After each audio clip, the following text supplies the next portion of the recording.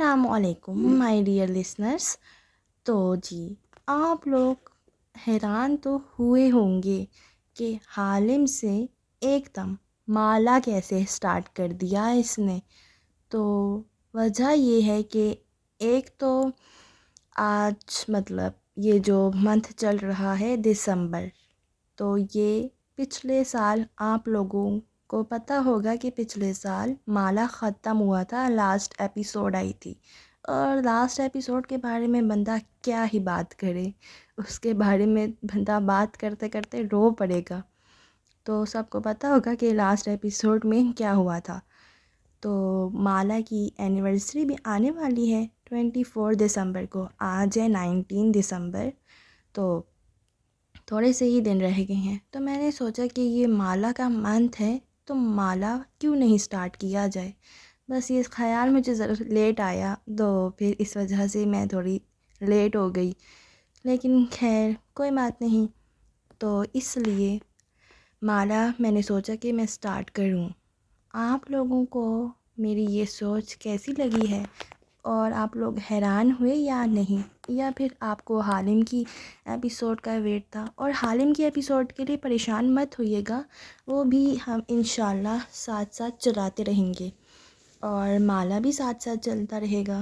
اب یہ مجھ پہ ہے کہ میں ان دو ناولز کو ایک ساتھ کیسے مینیج کرتی ہوں، واللہ دونوں بہت بڑے بڑے ناولز ہیں، لیکن خیر اگر آپ لوگ مجھے اسی طرح سپورٹ کرتے رہے، میرے چینل کو سبسکرائب، ویڈیو کو لائکس اور کمنٹس کرتے رہے، تو انشاءاللہ یہ جو سفر ہے یہ بہت آسانی سے کٹ جائے گا۔ بس آپ لوگوں کے ساتھ کی مجھے ضرورت ہے، اور پیارے پیارے کمنٹس کی۔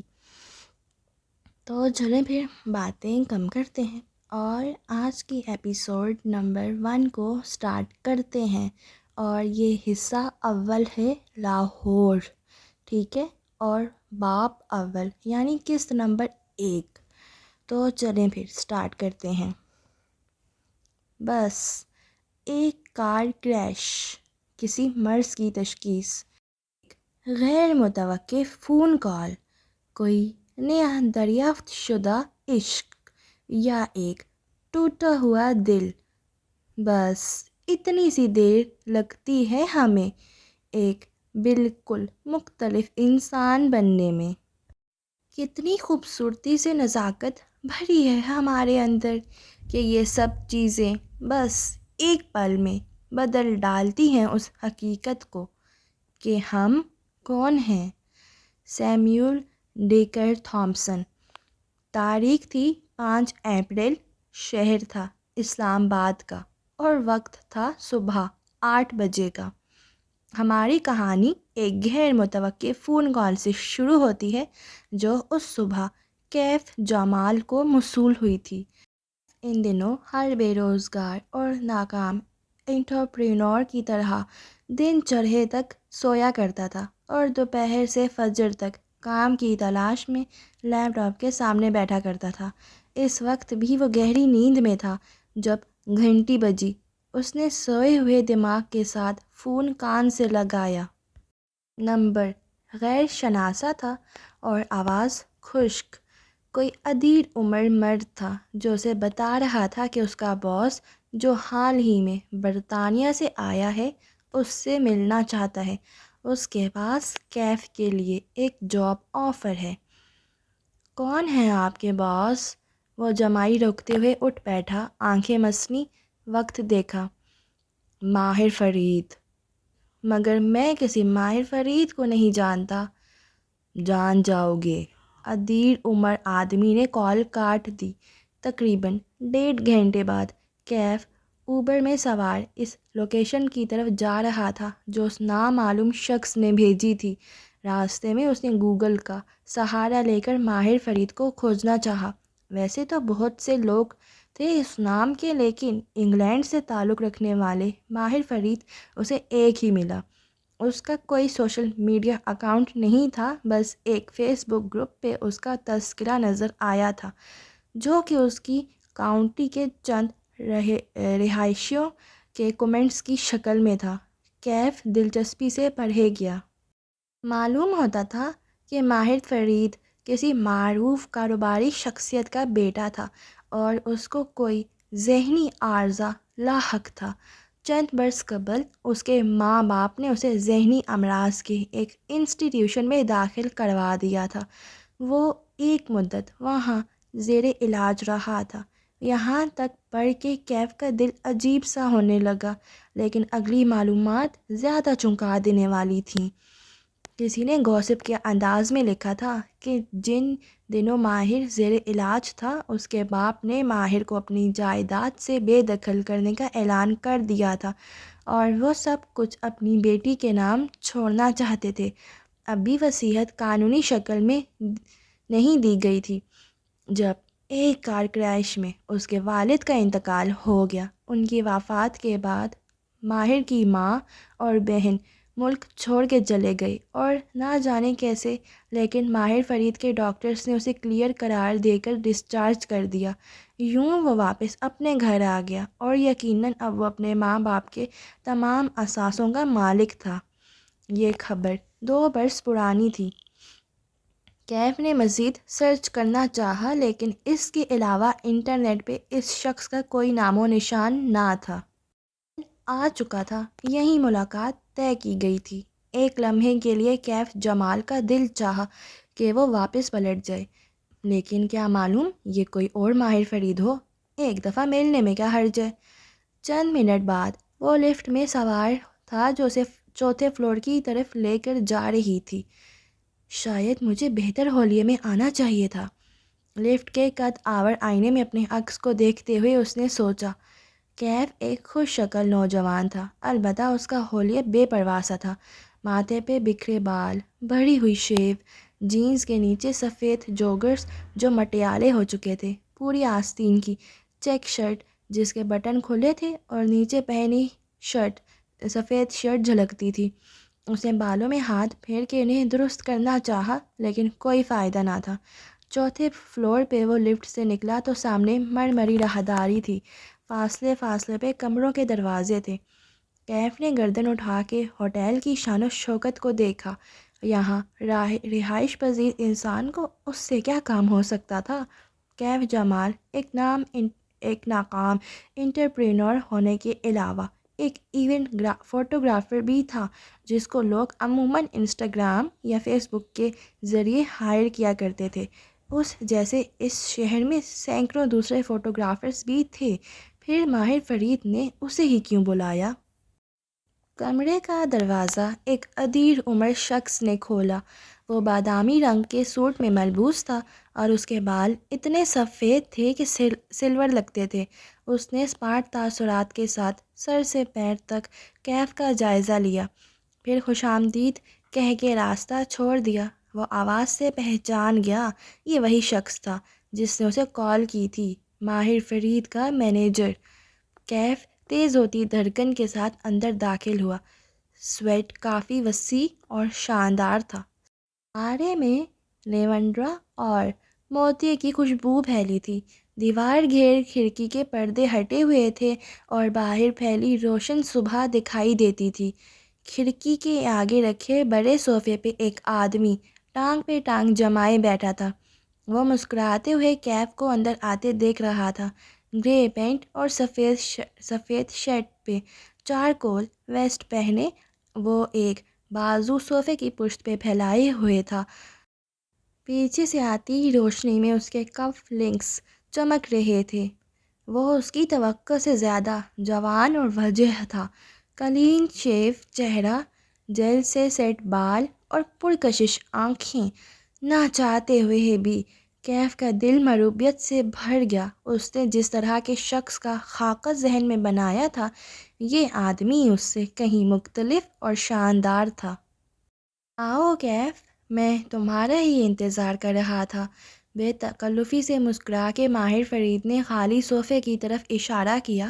ٹانگ پہ ٹانگ جما کے بیٹھنے سے ماہر کا ایک بوٹ فضا میں تھا۔ اس بوٹ کی سیاہ چمکیلی سطح پہ کیف کا عکس نظر آ رہا تھا۔ آپ یقیناً ماہر فرید ہیں، وہ سنجیدگی سے کہتے ہوئے بیٹھا۔ دونوں کے درمیان شیشے کی میز تھی جس پہ لیدر کور والی بھوری ڈائری رکھی تھی۔ کچھ تھا اس کمرے کی فضا میں جو اس کے اعصاب پہ سوار ہو رہا تھا۔ لیونڈرا اور موتیے کی خوشبو اب محسوس نہیں ہو رہی تھی۔ خاموش کمرے میں واحد آواز ماہر فرید کے ناخنوں سے آ رہی تھی، جنہیں وہ صوفے کے ہاتھ سے عادتاً رگڑ رہا تھا۔ کیف نے فیصلہ کر لیا تھا کہ وہ اس شخص کی امارات اور روجاہت کے رعب میں نہیں آئے گا۔ کھنکار کے پوچھا، آپ مجھ سے کس سلسلے میں ملنا چاہتے تھے؟ تمہیں کیا لگتا ہے میں تم سے کیوں ملنا چاہتا تھا؟ وہ اس کی آنکھوں میں جھانک کے پوچھنے لگا۔ میں ایک فوٹوگرافر ہوں اور لوگ مجھے فوٹوگرافی کے لیے ہی بلاتے ہیں، اس نے سادگی سے جواب دیا۔ ماہر نے صوفے کی پشت سے بازو ہٹایا اور دونوں ہاتھ باہم پھنسا لیے۔ نظریں ہنوز اس کی آنکھوں پہ جمی تھیں۔ صرف فوٹوگرافر؟ اس نے دائیں سے بائیں گردن ہلائی۔ تم ایک انٹرپرینور بھی ہو، ناکام انٹرپرینور۔ تم نے اپنا بزنس شروع کیا تھا، بلکہ ایک نہیں، تم نے بہت سے کام شروع کر کے چھوڑے ہیں، بہت سی نوکریاں بھی کی ہیں۔ کیف نے چونک کے اسے دیکھا، پھر مینیجر کو۔ یہ بات غیر متوقع تھی۔ اس کے آبرو اکٹھے ہوئے۔ آپ میرے بارے میں اتنا کچھ کیسے جانتے ہیں؟ زیادہ نہیں جانتا۔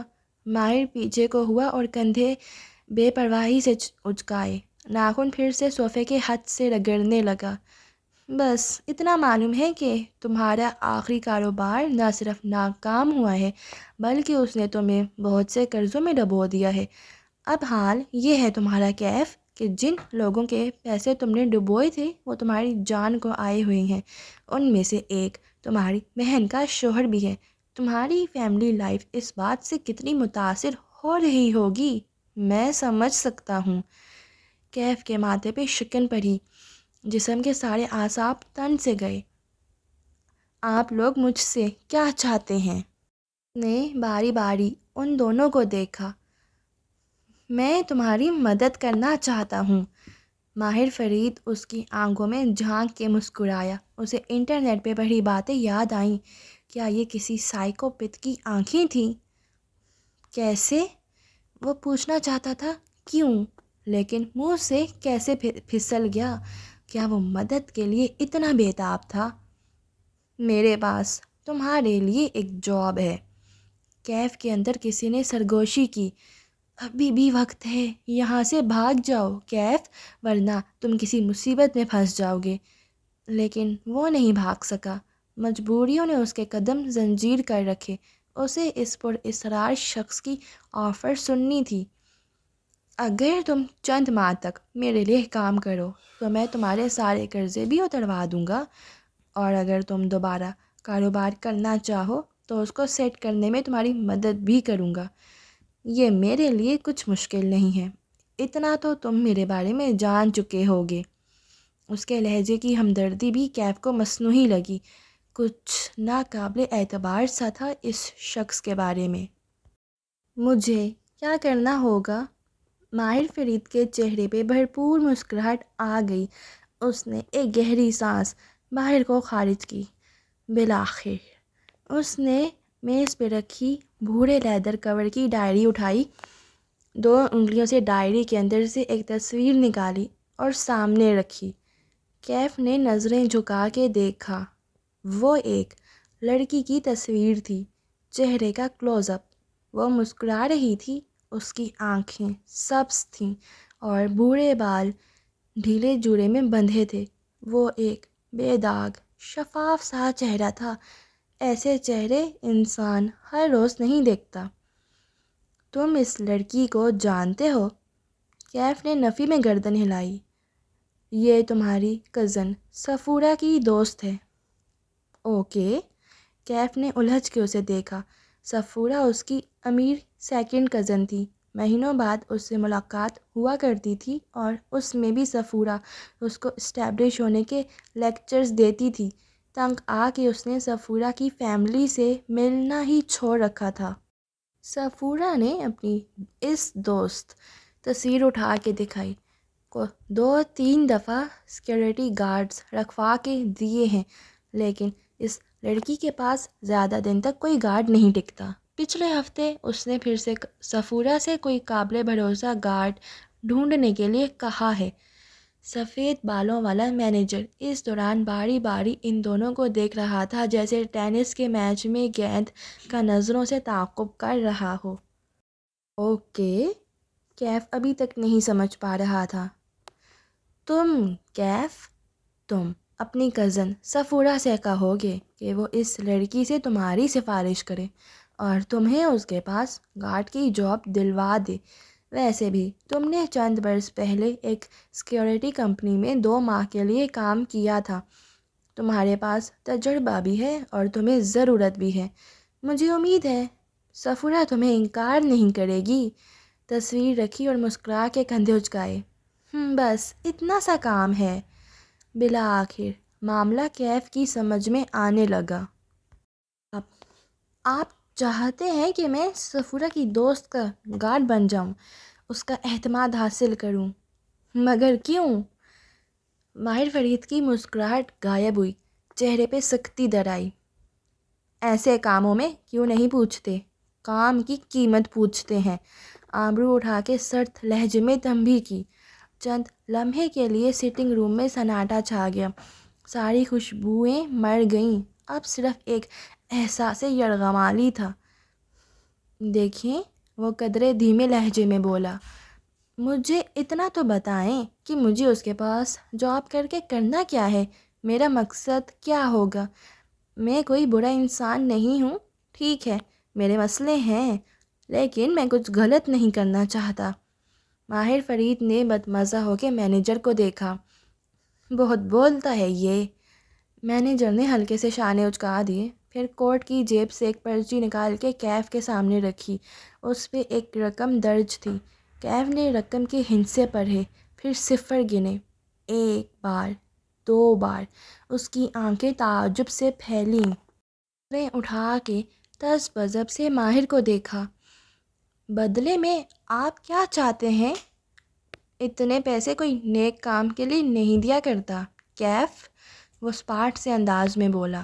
کیف نے پرچی پہ درج رقم دوبارہ پڑھی، پھر سر جھکا دیا، اتنا کہ ٹھوڑی سینے سے لگنے لگی۔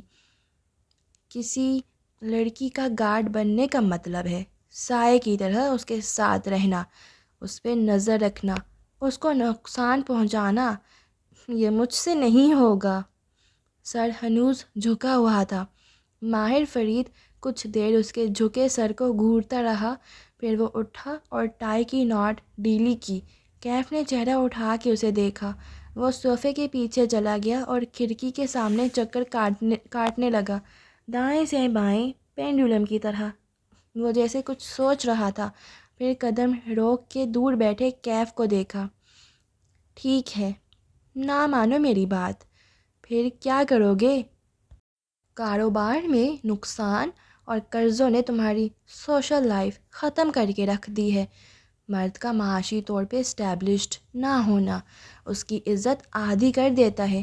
وہ لوگوں سے ملنا چھوڑ دیتا ہے، لاؤنج لیزرڈ بن جاتا ہے، گھر سے نہیں نکلتا، اور نکلتا ہے تو ایسے جوتے پہن کے۔ کیف نے چونک کے اپنے جوتوں کو دیکھا۔ سفید جوگرز اب مٹیالے ہو چکے تھے۔ اس نے پیر قدرے پیچھے کیے، لیکن وہ ان کو چھپا نہیں سکتا تھا۔ دوسری طرف میری آفر ہے۔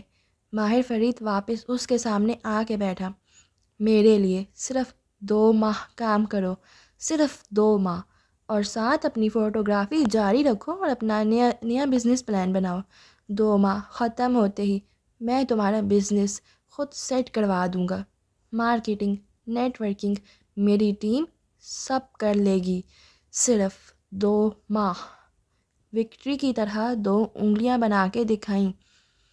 آپ اپنا کام کسی سے بھی کروا سکتے ہیں، پھر میں ہی کیوں؟ ماہر فرید پیچھے کو ہوا اور ٹانگ پر ٹانگ جمائی۔ اب کہ وہ بولا تو آواز میں برہمی تھی۔ تم میرا کام کرو گے یا نہیں؟ کیف جمال کا چہرہ ہلکا سا سرخ ہوا۔ اوہ، آپ جلدی میں ہیں؟ اگر میں جا کے صفورہ کو بتا دوں کہ کوئی اس کی دوست کو سٹاک کرنے کی کوشش کر رہا ہے تو؟ وہ کیف کو چند ثانیے دیکھتا رہا، پھر ایک دم سے ہنس پڑا اور نفی میں سر ہلایا۔ تم یہ نہیں کرو گے، یہ کہتے ہوئے اس نے تصویر اٹھائی۔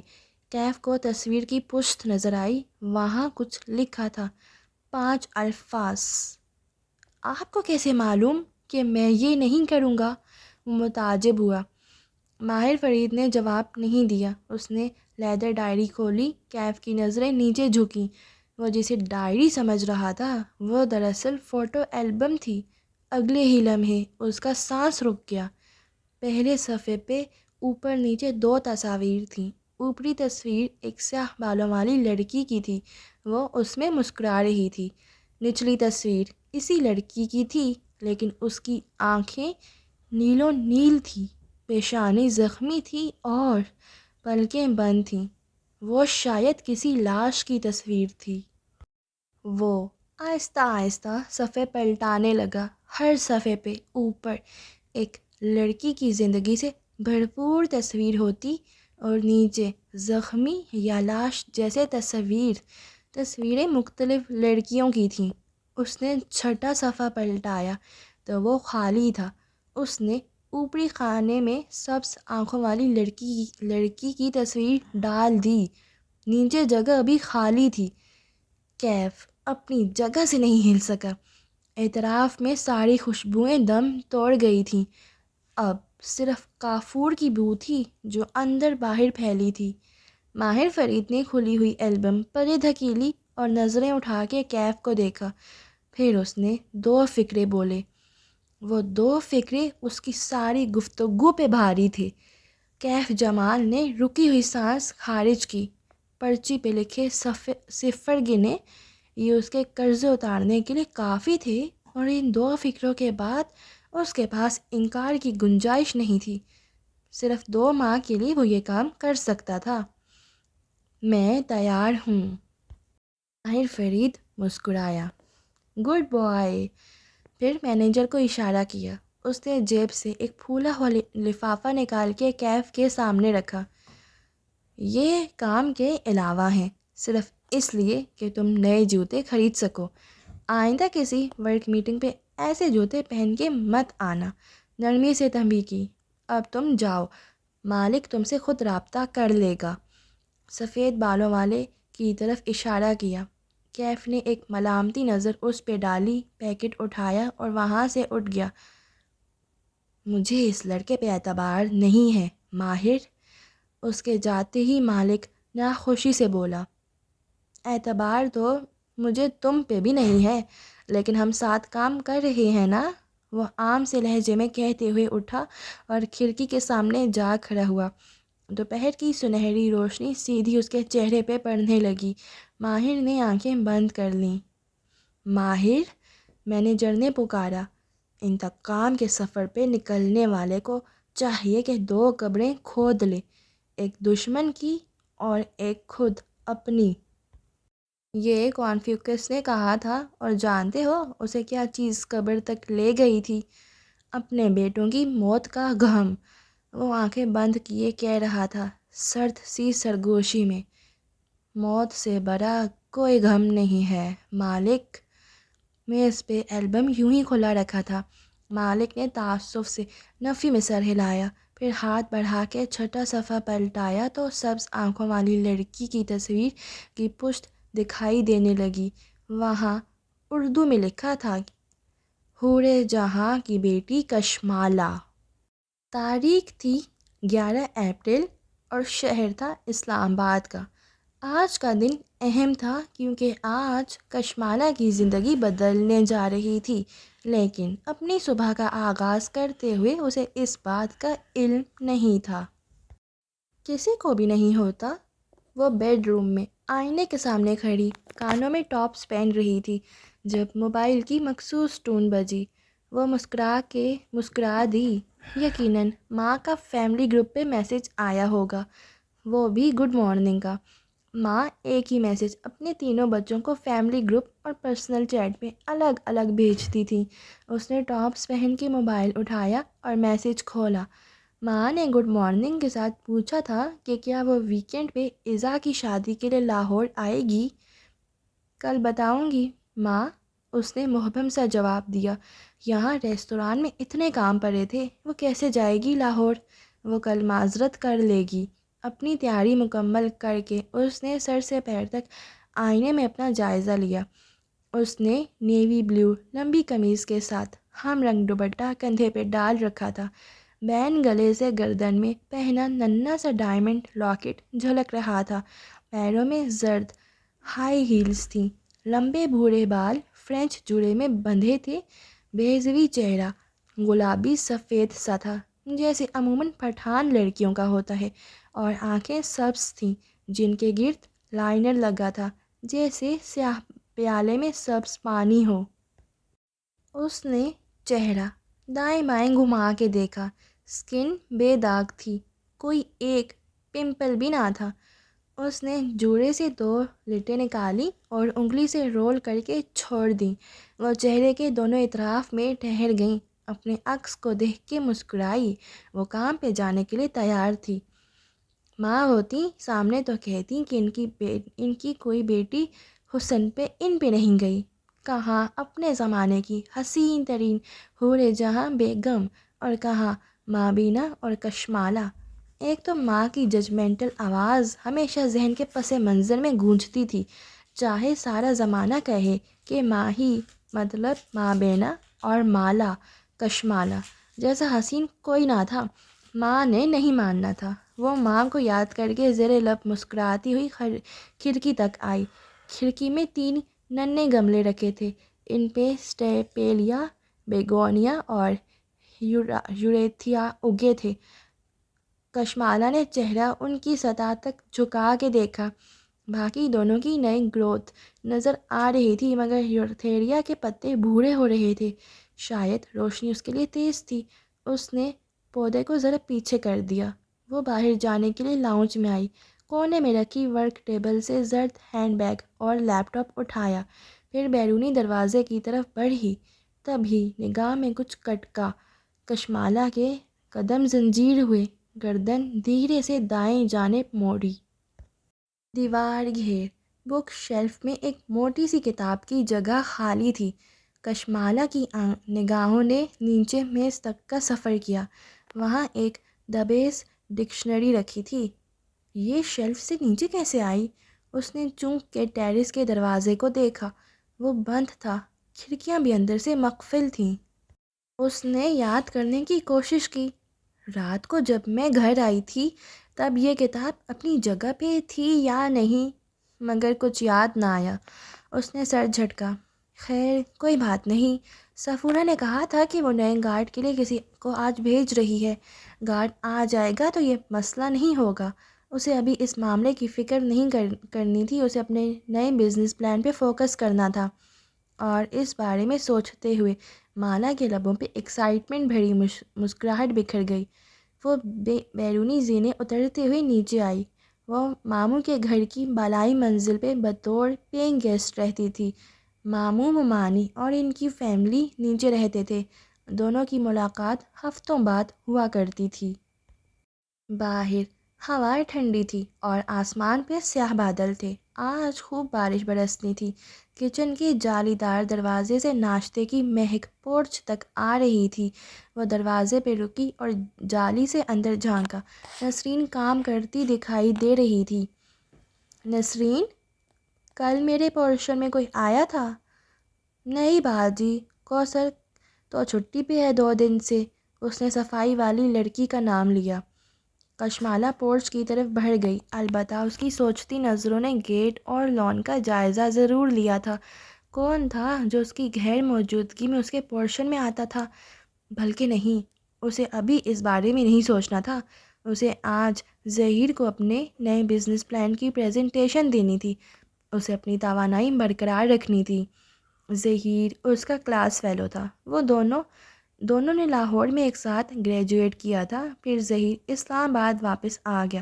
کشمالہ کے پاس آئیڈیاز تھے اور ہمیشہ ہی ہوتے تھے، اور ظہیر کے پاس سرمایہ تھا جو کشمالہ کے پاس نہیں تھا۔ ابا بچپن میں ہی کہیں اللہ کو پیارے ہو گئے تھے، سعودیہ میں جاب کرتے تھے، بچوں سے تعلق نہ ہونے کے برابر تھا۔ 4 سدھا میں ان کی زمینیں اور باغ تھے۔ ابا کی وفات کے بعد ماں نے کبھی نوکری نہیں کی، صرف حساب کتاب کیے، زمینوں اور ٹھیکوں کے رجسٹر سنبھالے، لیکن اپنے تینوں بچوں کو ایک اچھی زندگی اور اعلیٰ تعلیم فراہم کر دی۔ ماہی آرکیٹیکٹ تھی، محیط ڈاکٹر بن چکا تھا، اور کشمالہ کو ہمیشہ سے اپنا کام کرنے کا شوق تھا۔ لیکن 5 سال پہلے جب اس نے اپنا کام شروع کرنے کا سوچا تو اس کے پاس سرمایہ نہیں تھا۔ ان دنوں ماں کو بھی مابینا ماہی کی شادی کرنی تھی۔ گو کہ ماہی اسے چھوٹی تھی، لیکن اس کی عباد سے منگنی برسوں سے طے تھی۔ عباد ان کی سگی خالہ کا بیٹا تھا۔ کشمالہ ان حالات پہ ماں پہ بوجھ نہیں ڈال سکتی تھی، سو اس کو ظہیر کی انویسٹمنٹ کی ضرورت تھی۔ یوں 5 برس پہلے ظہیر اور اس نے مل کے ایک بزنس کی بنیاد رکھی۔ ظہیر کی انویسٹمنٹ اور مالا کے آئیڈیاز اور محنت اس وقت جو ناممکن لگتا تھا، وہ 5 برس بعد شہر کے معروف اور ایلیٹ ریسٹورنٹس میں شمار ہونے لگا تھا۔ اوشن ریستوران کے لیے اس نے 5 برس پہلے لاہور چھوڑ دیا تھا۔ ماں اس فیصلے سے خوش نہیں تھیں، لیکن انہوں نے کبھی منع نہیں کیا، ہمیشہ ساتھ دیا۔ محیط میڈیکل پڑھ رہا تھا اور ماں کے ساتھ ہوتا تھا۔ پھر ماہی اور عباد بھی اسی کالونی میں رہتے تھے، یوں ماں کو اس کی ضرورت نہ تھی۔ 1 سال پہلے عباد کی کینیڈا میں جاب لگ گئی تھی۔ پہلے وہ گیا اور پھر 6 ماہ پہلے ماہی بھی کینیڈا چلی گئی۔ ماں کے پاس صرف محیط تھا جو سرجری میں ٹریننگ کر رہا تھا۔ ایک احساس ہوتا تھا کہ ماں قدرے اکیلی ہو گئی ہوں گی۔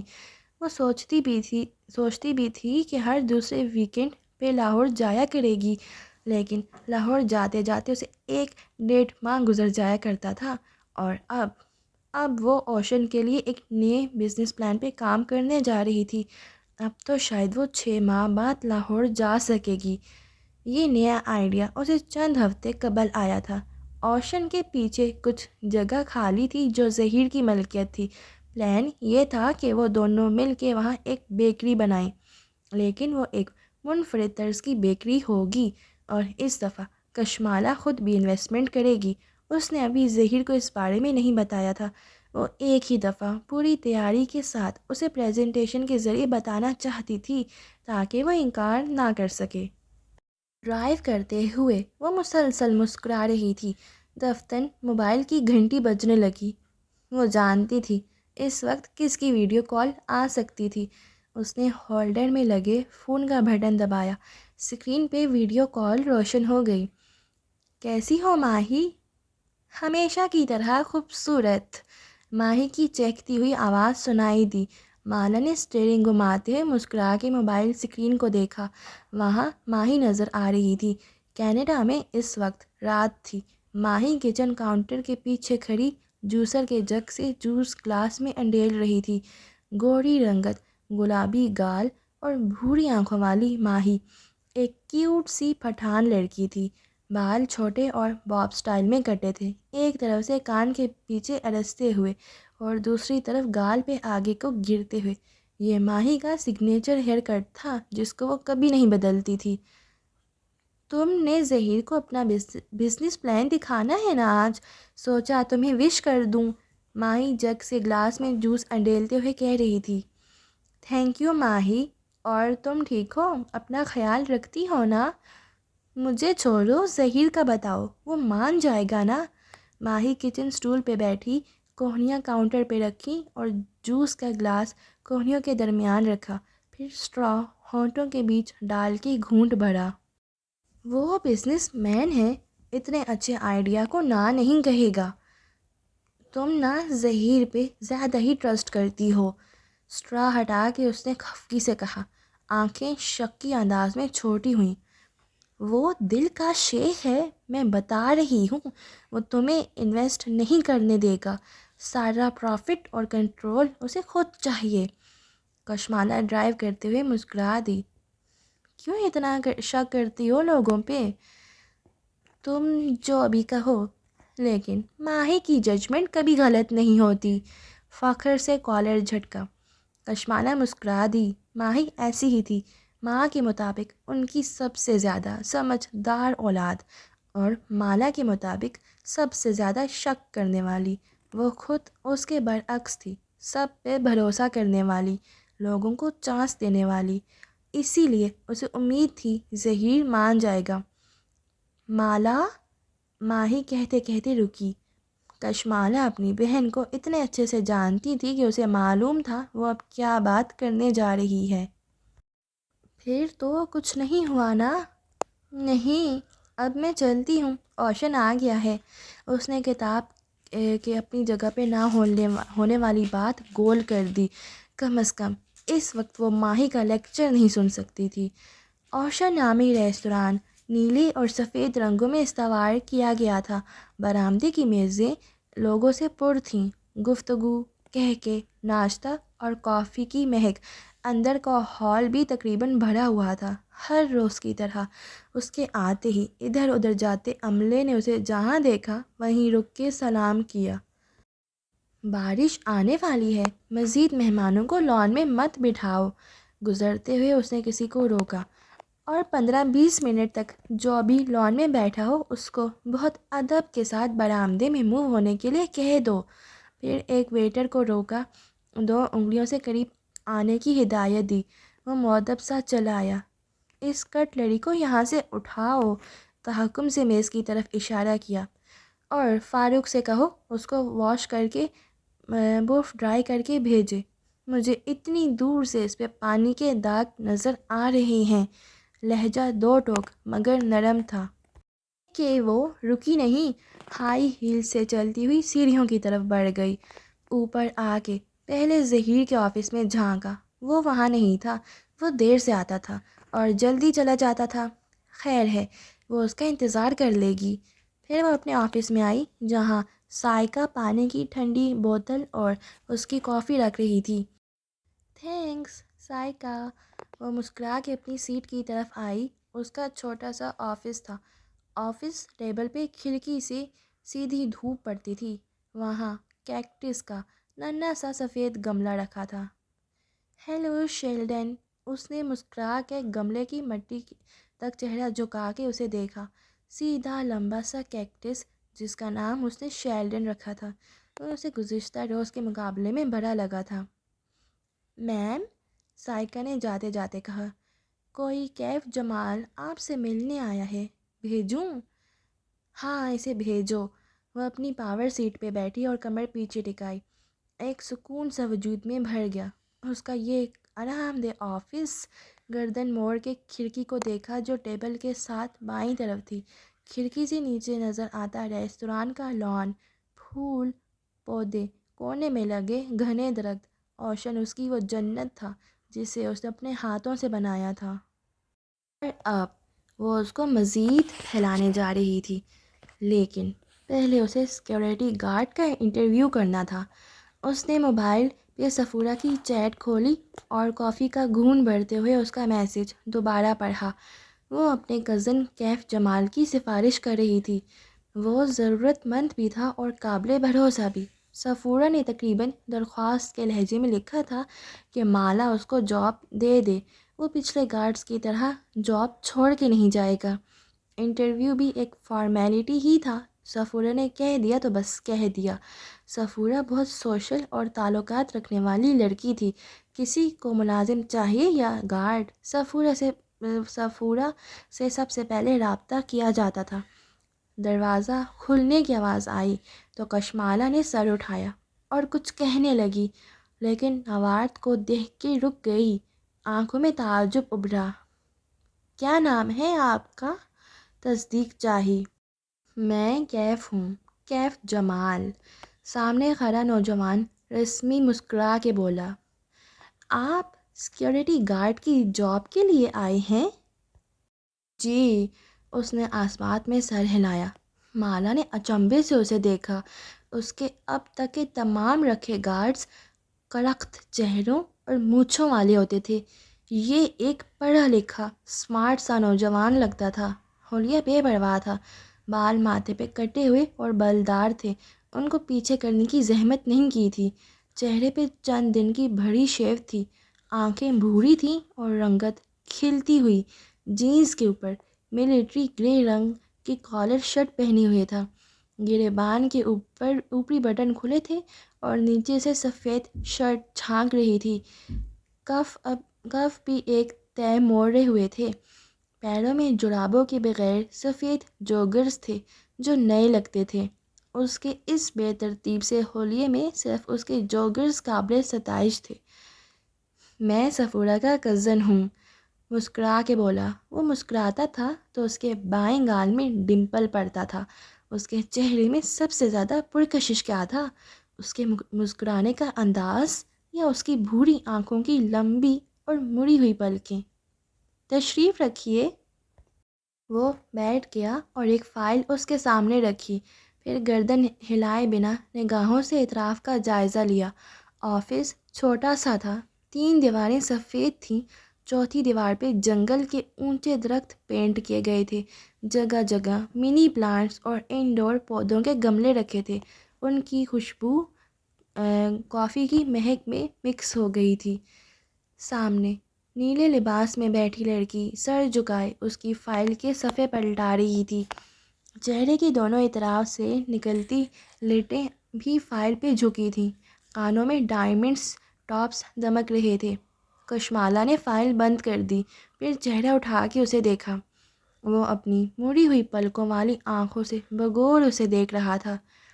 کچھ تھا اس نوجوان کے بارے میں جو اس جاب انٹرویو سے مطابقت نہیں رکھتا تھا، کچھ غیر فطری سا۔ وہ سمجھ نہیں پائی۔ آپ نے صرف 2 ماہ ایک پرائیویٹ سیکیورٹی فرم میں کام کیا ہے، وہ کام کیوں چھوڑا؟ میں ایک سیاستدان کے سیکیورٹی اسکواڈ میں شامل تھا بطور پرسنل باڈی گارڈ۔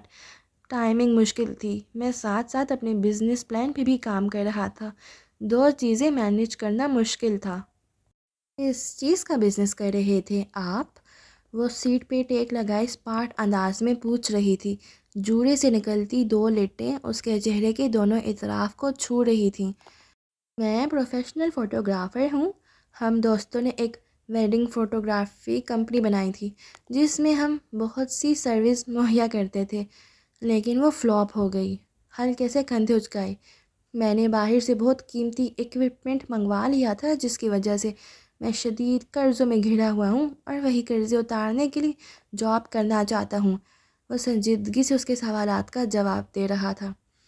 کتنا قرضہ ہے آپ پہ؟ اتنا کہ اس جاب سے چند ماہ میں اتار لوں گا، قدرے توقف سے بولا۔ آپ کو سیکیورٹی گارڈ چاہیے یا باڈی گارڈ؟ دونوں۔ وہ سنجیدہ تھی۔ مگر آپ خود کو میرا ڈرائیور کہیں گے، مجھے صبح ریستوران ڈراپ کریں گے، شام کو یہاں سے پک کریں گے اور رات میرے گھر ڈیوٹی دیں گے۔ جب تک میں ریسٹورنٹ میں ہوتی ہوں مجھے آپ کی ضرورت نہیں، آپ گھر جا کے آرام یا کام وغیرہ کر سکتے ہیں۔ مجھے خود کو ڈرائیور کہنا ہے؟ وہ جیسے سمجھا نہیں تھا۔ کشمالا نے غیر آرام دہ انداز میں پہلو بدلا۔ میں اپنے رشتہ دار کے ساتھ رہتی ہوں، باڈی گارڈ کے لفظ سے وہ انکمفرٹیبل ہو جائیں گے۔ کیا ان کو معلوم نہیں کہ آپ کو سیکیورٹی تھریٹ ہے؟ وہ اس کی آنکھوں میں جھانک کے بولا۔ اس نے نفی میں سر ہلایا۔ ویسے نیچر آف تھریٹ کیا ہے؟ کشمالا نے جواب نہیں دیا۔ وہ گردن موڑ کے کھڑکی کے باہر دیکھنے لگی۔ آسمان اندھیر ہوتا جا رہا تھا، وقفے وقفے سے بادل گرج رہے تھے۔ کیف نے کھنکار کے وضاحت کرنی چاہی۔ نیچر آف تھریٹ یعنی؟ مجھے معلوم ہے نیچر آف تھریٹ کیا ہوتا ہے، مگر میں ابھی اس بارے میں بتانا ضروری نہیں سمجھتی۔ حفاظت کرنے کے لیے یہ ضروری ہے کہ مجھے خطرے کی نوعیت کا علم ہو، اور اگر علم نہ ہو تو؟ اس نے سبز آنکھیں گھما کے کیف کو دیکھا۔ کیف نے ایک گہری سانس لے کر ہلکے سے کندھے اچکائے۔ میں تب بھی آپ کی حفاظت کروں گا۔ میں نے صفورہ سے وعدہ کیا ہے، میں اپنی جاب میں بہت اچھا ہوں، آپ بے فکر رہیں۔ وہ ہلکا سا مسکرایا۔ وہ واقعی اس کے گزشتہ گارڈ سے مختلف تھا لیکن اچھا تھا۔ اس کے بات کرنے کے انداز میں ایک احساس تحفظ تھا۔ اس کے تنے اعصاب ڈھیلے پڑنے لگے۔ مجھے لگتا ہے کوئی میرا پیچھا کر رہا ہے۔ وہ بولی تو اس کی آواز ہلکی تھی۔ اس نے بھروسہ کرنے کا فیصلہ کر لیا تھا۔ آخر وہ سفورہ کا کزن تھا۔ صرف لگتا ہے یا کسی کو دیکھا بھی ہے؟ وہ چونکا۔ دیکھا نہیں ہے، لیکن وہ ثبوت چھوڑ جاتا ہے۔ وہ میرے گھر میں داخل ہوتا ہے اور چیزیں چھیڑ کے چلا جاتا ہے۔ CCTV میں نظر نہیں آیا؟ کشمالہ نے نفی میں سر ہلایا۔ ممانی ان کے خلاف ہیں۔ صرف گیٹ پہ CCTV لگا ہوا ہے، باقی گھر میں وہ لگوانے نہیں دیتی۔ ان کی پرائیویسی ڈسٹرب ہوتی ہے۔ آپ نے خفیہ کیمرہ لگوانے کا نہیں سوچا؟ مجھے یہ اچھا نہیں لگتا کہ میں کسی کے ساتھ رہوں اور اس کے پیٹھ پیچھے چھپ کے کچھ ایسا کروں جو اس کو نہیں پسند، اور میں نہیں چاہتی کہ انہیں معلوم ہو کہ مجھے کوئی مسئلہ ہے۔ خاندان میں باتیں ہوں گی۔ آپ کی کسی سے دشمنی ہے؟ وہ سوچتے ہوئے پوچھ رہا تھا۔ وہ اداسی سے مسکرائی۔ میں ایک انتہائی بے ضرر انسان ہوں کیف۔ میں صرف کام کرتی ہوں اور کچھ نہیں۔ کسی کو مجھ سے کیا مسئلہ ہو سکتا ہے؟ وہ خاموشی سے اسے دیکھے گیا۔ ذہن کے پردے پہ وہ فوٹو البم آ گیا اور چھٹے صفحے پہ رکھی تصویر۔ آپ کو خود کیا لگتا ہے؟ کوئی آپ کے پیچھے کیوں پڑا ہوا ہے؟ کشمالہ نے کندھے اچکائے۔ شاید مجھے مارنے کے لیے، لیکن ابھی تک مارا نہیں ہے۔ وہ اس کی بات پہ چونکی۔ کیف اپنی جگہ سے اٹھا اور ہاتھ بڑھا کے کھڑکی کے پٹ کھول دیے، پھر باہر کی طرف اشارہ کیا۔ آپ روز اس کھڑکی میں بیٹھ کے کام کرتی ہیں۔ سامنے ایک کمرشل مارکیٹ ہے، اس کی کسی بھی عمارت کی کھڑکی سے آپ کو شوٹ کرنا بہت آسان ہے۔ اگر میں ہوتا تو اس سرمئی عمارت کا انتخاب کرتا۔ اشارہ کر کے ایک عمارت دکھائی۔ آپ وقت کی پابند ہیں۔ ہلکی سی مسکراہٹ کے ساتھ کھڑے کھڑے بات جاری رکھی۔ روز فکس ٹائم پہ ریستوران پہنچتی ہیں، یہ مجھے سٹاف نے بتایا ہے۔ کوئی آپ کا تعاقب 2 دن تک کر لے تو اسے معلوم ہوگا کہ آپ کب اور کہاں ہوتی ہیں۔ راستے میں کہیں بھی آپ کو شوٹ کیا جا سکتا ہے۔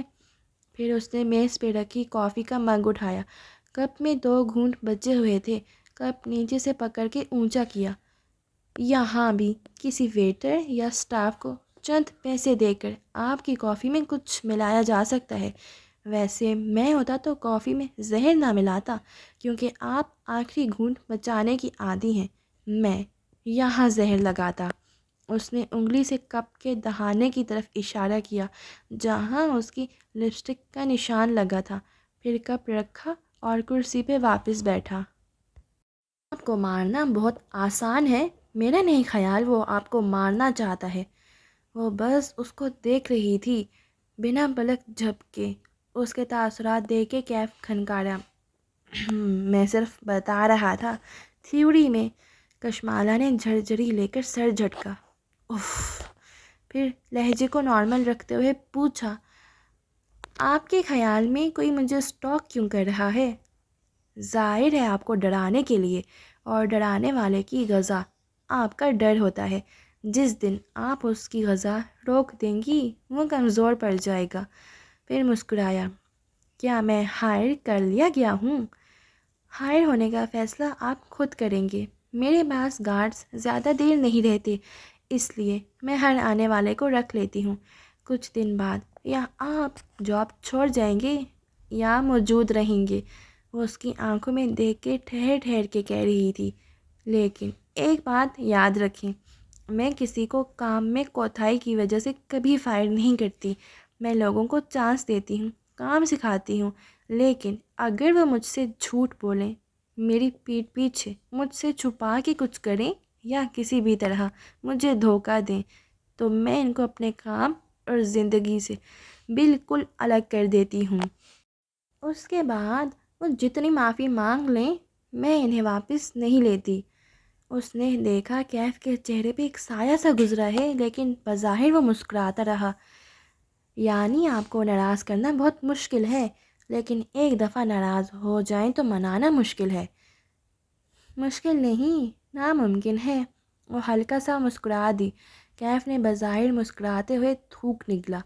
یہ وہ وقت تھا جب وہ اسے بتا سکتا تھا کہ وہ وہاں کیوں آیا ہے، وہ اسے بتا سکتا تھا کہ کسی کے پاس اس کی تصویر ہے، کوئی اسے نقصان پہنچانا چاہتا ہے، اور یہ کہ اسے اندازہ ہے کہ کون اس کا پیچھا کر رہا ہے، لیکن وہ جانتا تھا کہ وہ اس کا یقین نہیں کرے گی، کوئی بھی اس کا یقین نہیں کرے گا۔ آپ کو مجھ سے کبھی شکایت نہیں ہوگی۔ پھر جیسے یاد آیا، آپ کے گارڈز بار بار جاب کیوں چھوڑ دیتے ہیں؟ آپ جان جائیں گے۔ وہ لیپ ٹاپ اٹھاتے ہوئے اٹھ کھڑی ہوئی، اسے ظہیر سے ملنا تھا۔ وہ دونوں ساتھ ساتھ آفس سے باہر نکلے، وہ آگے بڑھ گئی اور وہ وہیں رک کے موبائل کے بٹن دبانے لگا۔ وائٹ ہیئر نام کی ایک چیٹ نکالی۔ اس نے مجھے ہائر کر لیا ہے۔ یہ تو بہت آسان تھا۔ اس کی انگلیاں ٹائپ کر رہی تھیں۔ ظہیر کا آفس ٹیرس کی دوسری جانب تھا۔ درمیان میں چند کرسیاں میزیں رکھی تھیں۔ وہ وہیں بیٹھ گئی اور صفورہ کو کال ملائی۔ میں نے تمہارے کزن کو ہائر کر لیا ہے۔ گردن اٹھا کے آسمان کو دیکھا۔ سیاہ بادل دور دور سے اس کے سر پہ اکٹھے ہو رہے تھے۔ لگتا تھا آج برس برس کے اوشن کو بہا لے جائیں گے۔ گڈ، صفورہ اپنے مخصوص انداز میں بولی۔ اچھا سنو، وہ کوئی غلطی کرے تو اس کو ایسے ہی ٹریٹ کرنا جیسے باقی ملازمین کو کرتی ہو۔ میرا کزن ہے، ہونے کا ناجائز فائدہ نہ اٹھانے دینا۔ اس کو بزنس کا شوق ہے، لیکن وہ کبھی ترقی نہیں کرے گا۔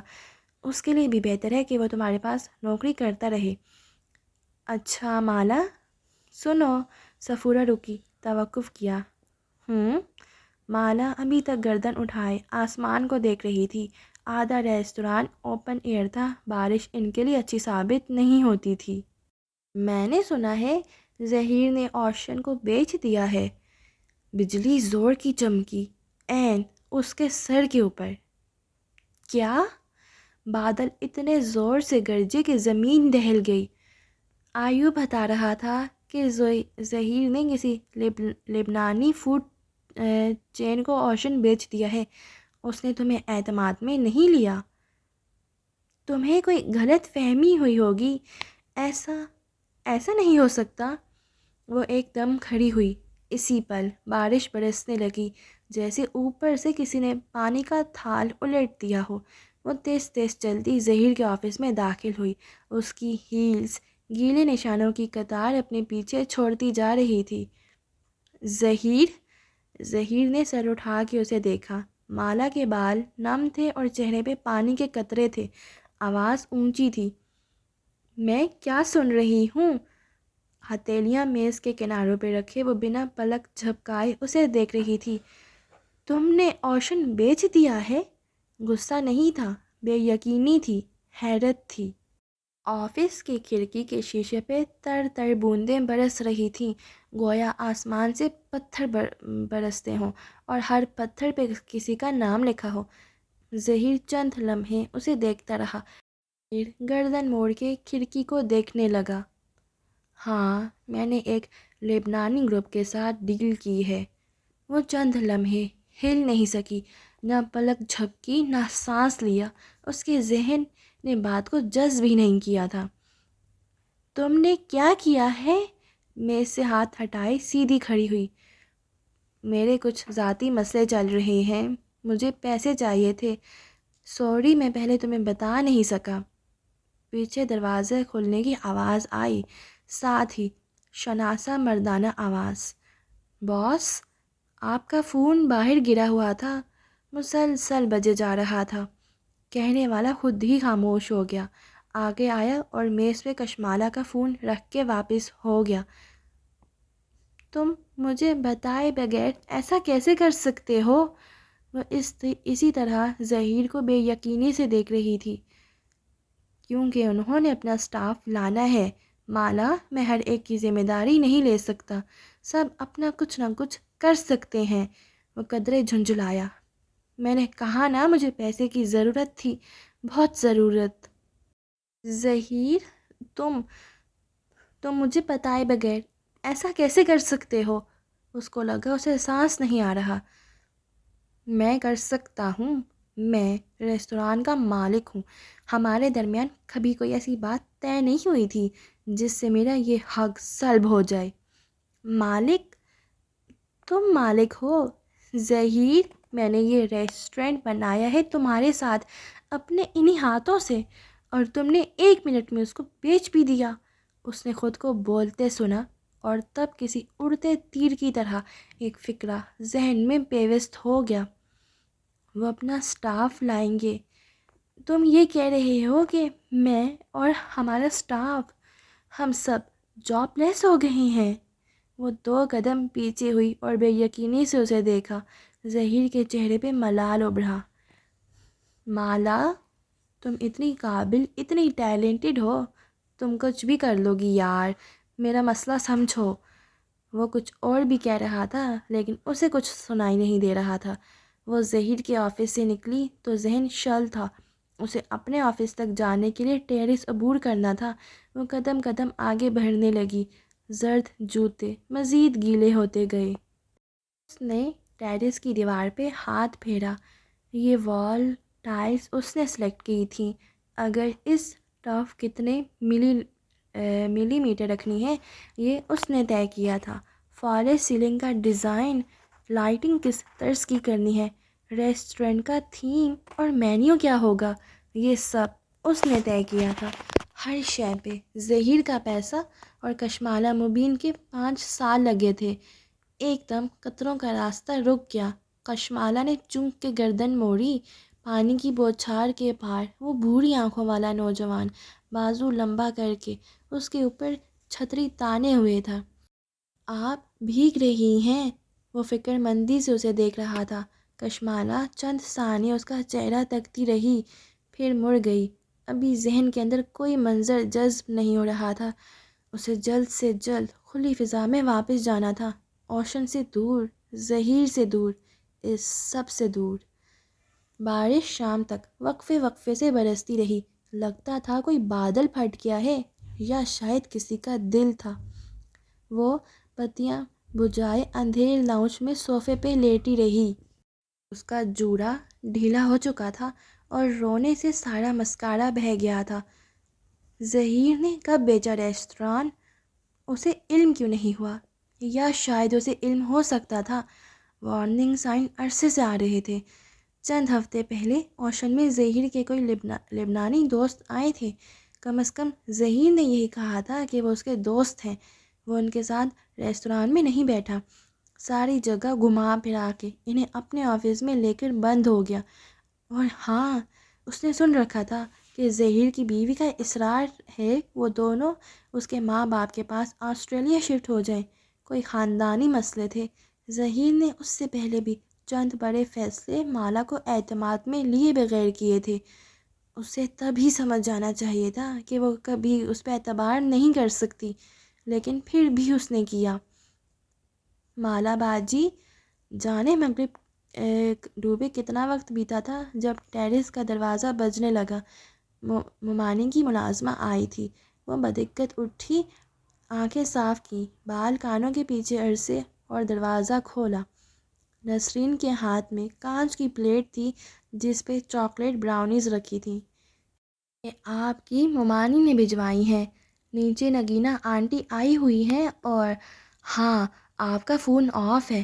آپ کی امی جی کی کال آئی تھی، پریشان تھیں، ان کو کال کر لیں۔ جلدی جلدی بتا کے وہ مڑی، پھر واپس پلٹی۔ اور ٹیرس کی لائٹ تو جلا دیں۔ وہ چونکی اس نے واقعی آج کوئی بتی نہیں جلائی تھی۔ باہر اندھیرا پھیل چکا تھا، وقت کا احساس ہی ختم ہو گیا تھا۔ براؤنیز کی پلیٹ اس نے سینٹرل ٹیبل پہ رکھی اور خود وضو کرنے چلی گئی۔ قضا نماز ادا کی اور وہیں جائے نماز پہ زمین پہ بیٹھ گئی۔ آنکھوں سے آنسو ٹپ ٹپ پھر سے گرنے لگے۔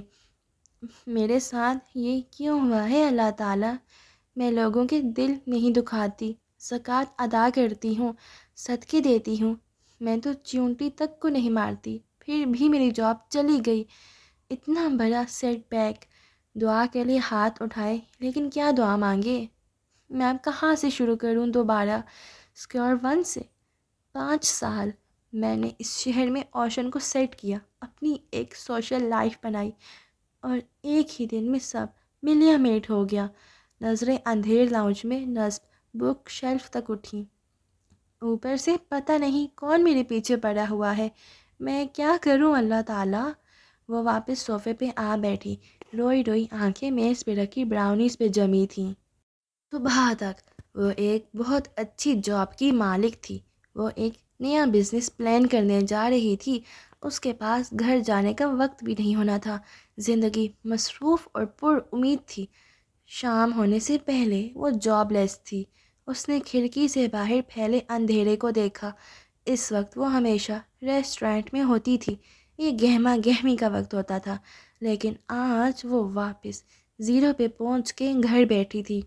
وہ میٹھے کی شوقین نہیں تھی، یہ الگ بات تھی کہ وہ بیکری بنانا چاہتی تھی، لیکن وہ ان لڑکیوں میں سے نہیں تھی جن کو چاکلیٹ اور آئس کریم خوش کر دیتی ہیں۔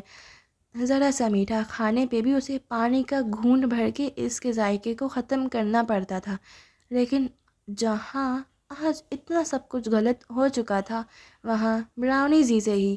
اس نے ایک ٹکڑا اٹھا لیا اور بائٹ لی۔ میٹھی سی کرواہٹ منہ میں گھل گئی۔ پھر اس نے موبائل آن کیا، ماں کے میسیجز آئے ہوئے تھے۔ اس نے کال بیک کی۔ کیسی ہے میری بیٹی؟ ماں اس کی آواز سے ہی کھل اٹھی۔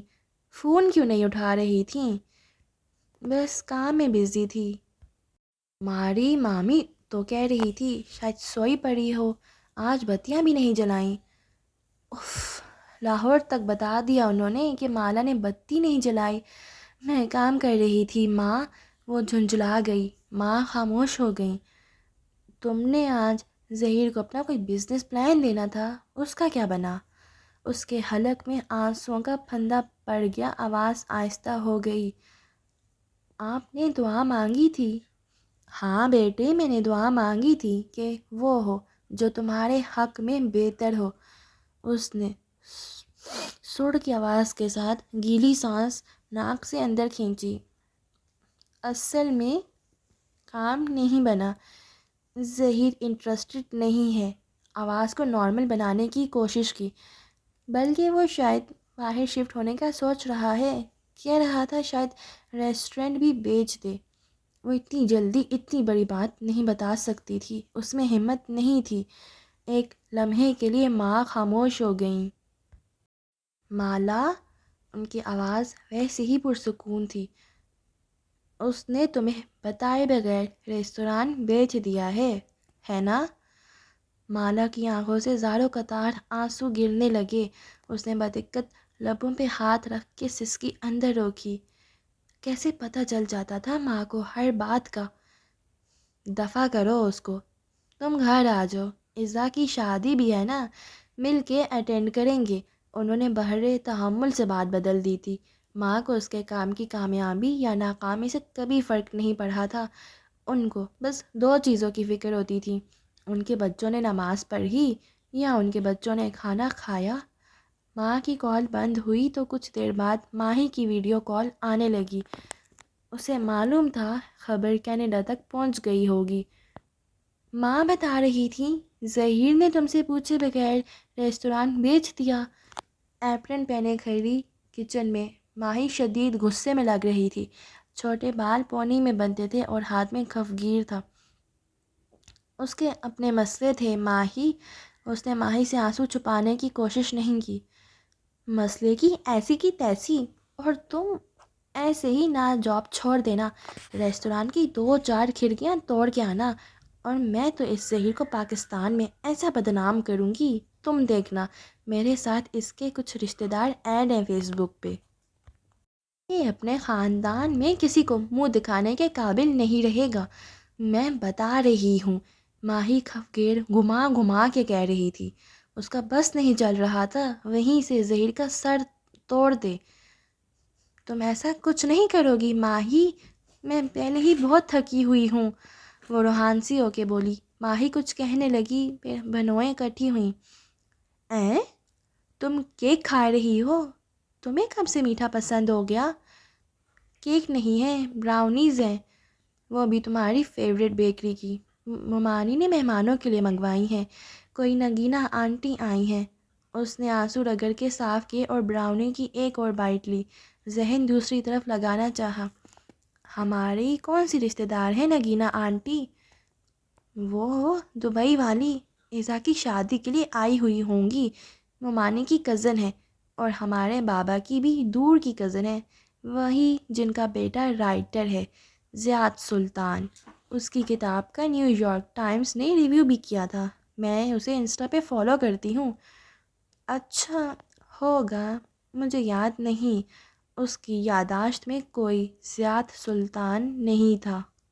اوہ ہو، یاد کرو، سہیل کی شادی پہ ہم ان سے ملے تھے جب اس کم بخت پارلر والی نے میرے بال خراب کر دیے تھے۔ ماہی کا پسندیدہ لفظ کم بخت تھا۔ کوئی اچھا لگتا تو دیکھو کم بخت کتنا اچھا لگ رہا ہے، کوئی برا لگتا تو وہ ہے ہی کم بخت۔ ویسے مجھے پتہ ہے نگینہ آنٹی اپنے بیٹے کے رشتے کے لیے آئی ہیں پاکستان، اظہا کی شادی تو صرف بہانہ ہے۔ تم ایسے کیسے کرتی ہو یہ ماہی؟ کینیڈا کے ایک چھوٹے سے گاؤں میں بیٹھ کے تمہیں سارے پاکستان کی خبریں مل جاتی ہیں۔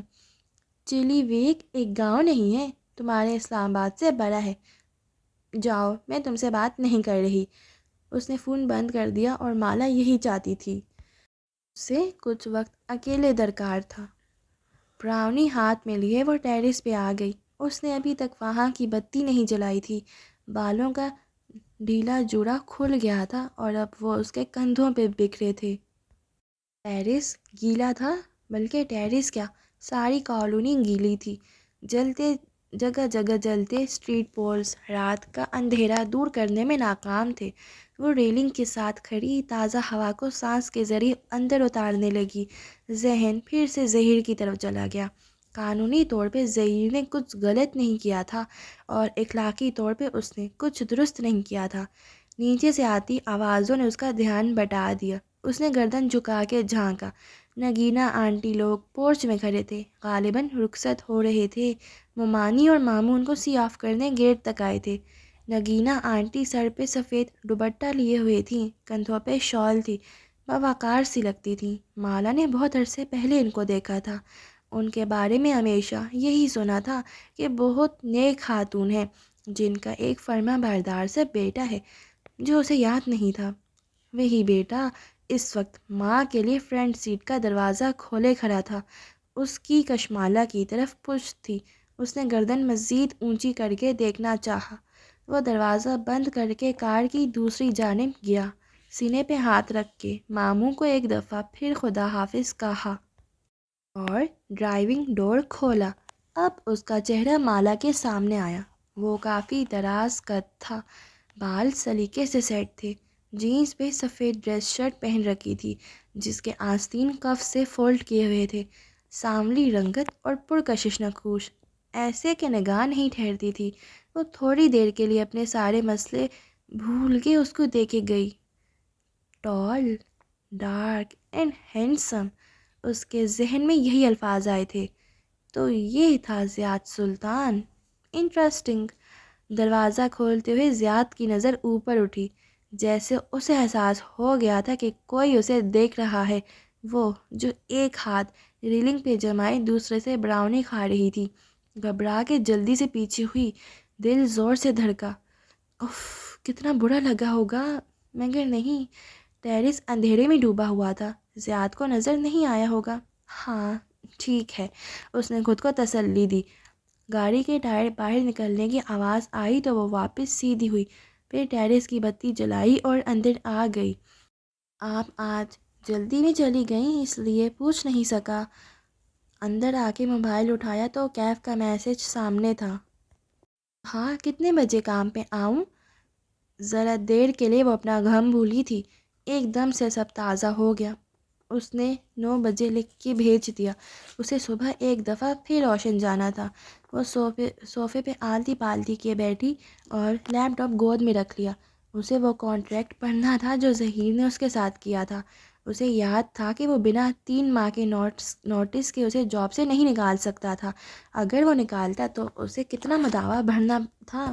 وہ ظہیر سے لڑائی نہیں کرے گی، نہ وہ اس پہ چیخے چلائے گی یا اس کو الزام دے گی، یہ اس کی فطرت میں نہیں تھا، لیکن وہ اسے اپنا حق ضرور لے گی۔ اگلی صبح گزشتہ روز جیسی ہی روشن اور خوبصورت اتری تھی، لیکن کشمالہ مبین کے لیے سارا شہر بے رونق اور اداس ہو گیا تھا۔ وہ کاغذوں کا پھلندہ لیے صبح صبح ظہیر کے آفس میں گئی اور دروازہ بند کر دیا۔ سٹاف اور ویٹرز آس پاس ستونوں اور دیواروں کے پیچھے کھڑے ہو کے سننے لگے۔ سارا ماحول سہما ہوا اور اداس لگتا تھا۔ کیف اس کے انتظار میں باہر کاؤنٹر کے ساتھ نیچے سٹول پہ بیٹھا تھا، کاؤنٹر ٹاپ پہ رکھے کافی مگ میں چمچ ہلاتے ہوئے اطراف کا جائزہ لے رہا تھا۔ جب سیڑھیوں پہ آہٹ ہوئی، اس نے نظریں اٹھا کے دیکھا۔ وہ زینیں اتر رہی تھی۔ اس نے آج سیاہ لمبی قمیض کے ساتھ سفید دوپٹہ کندھے پہ ڈالا ہوا تھا، بالوں کا جوڑا بندھا تھا اور ایک لٹ دائیں گال کو چھو رہی تھی۔ آج اس نے ٹاپس نہیں پہنے تھے، پیروں میں سفید ہیلز تھیں اور پیشانی پہ ابھی تک بال تھے۔ چہرہ تمتمایا ہوا تھا۔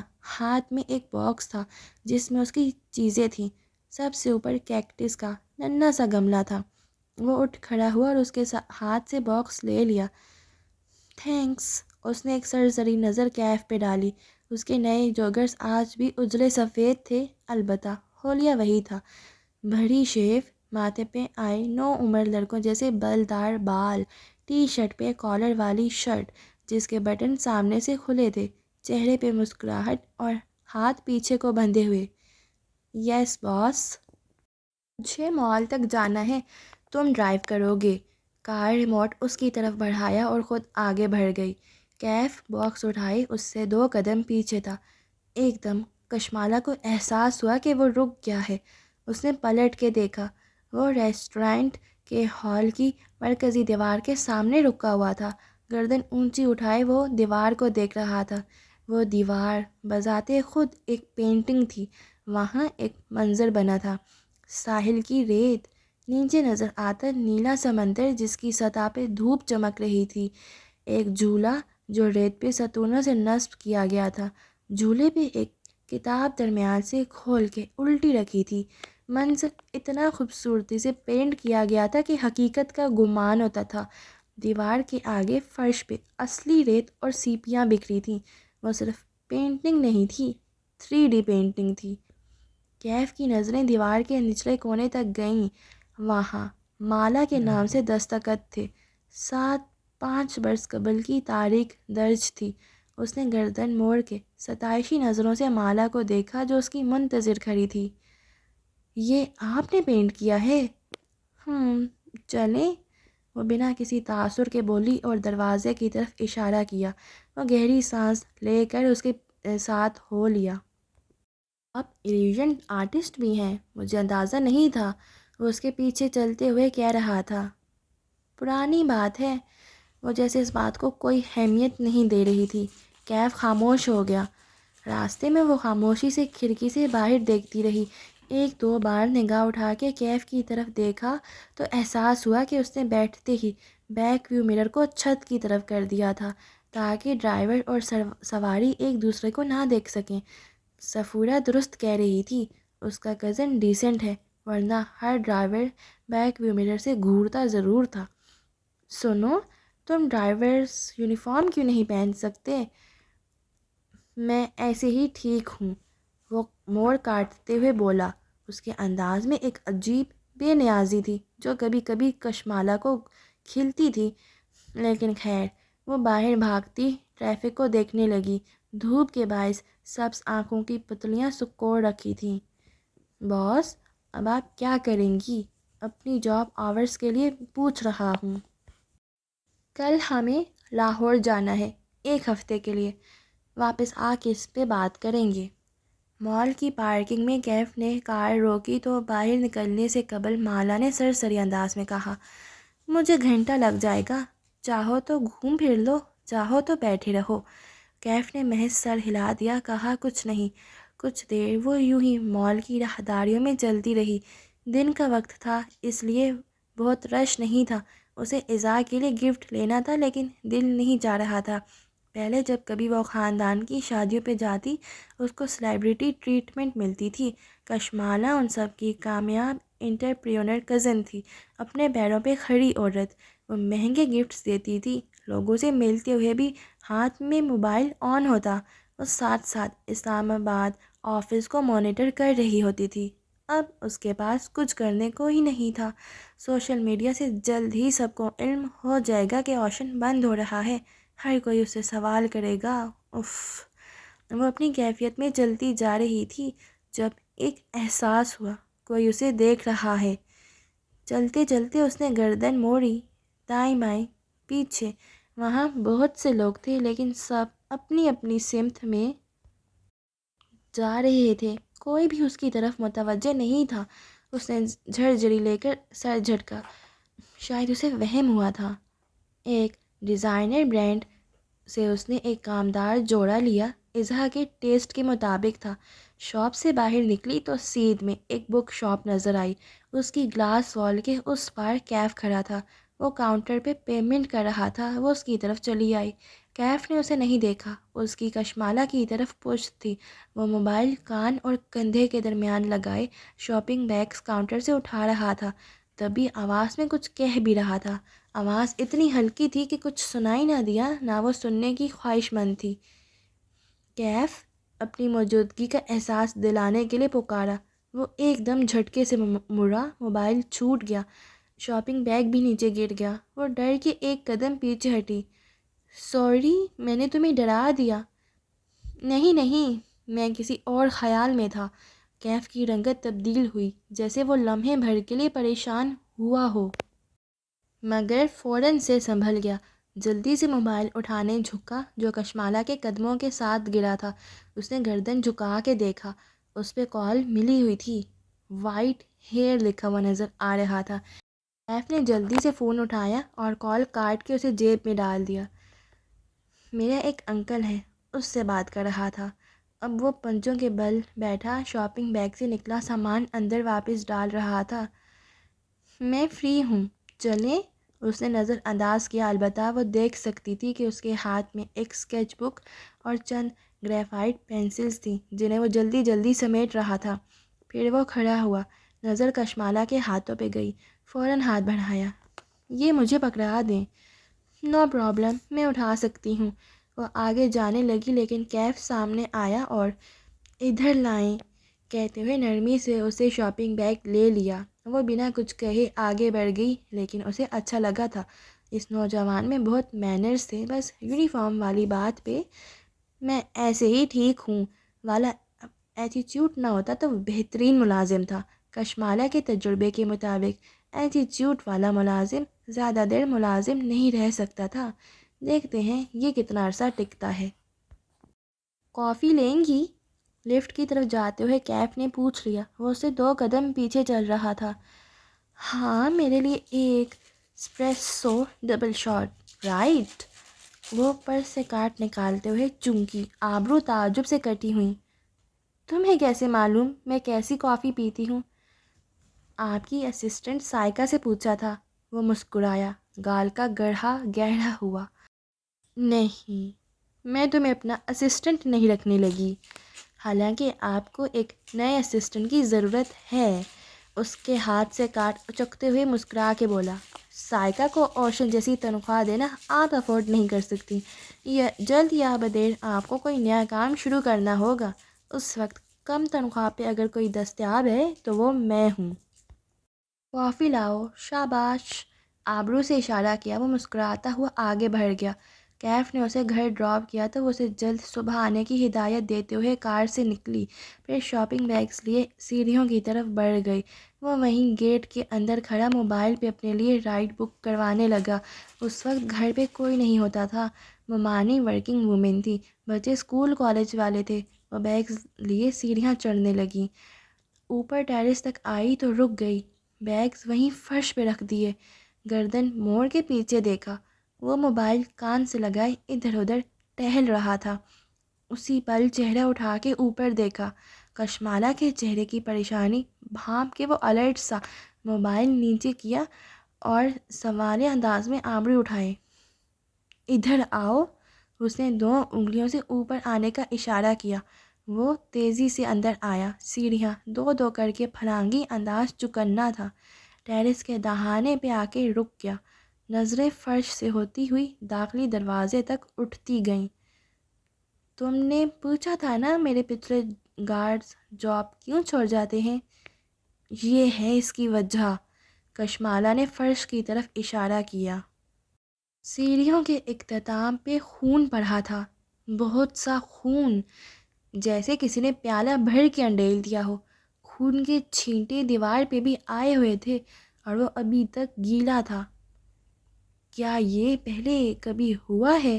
وہ احتیاط سے پیر بچاتے ہوئے اوپر آیا، پھر ایک جگہ اکٹھے ہوئے گیلے خون کے ساتھ پنجوں کے بل بیٹھا، گردن جھکا کے غور سے اسے دیکھا۔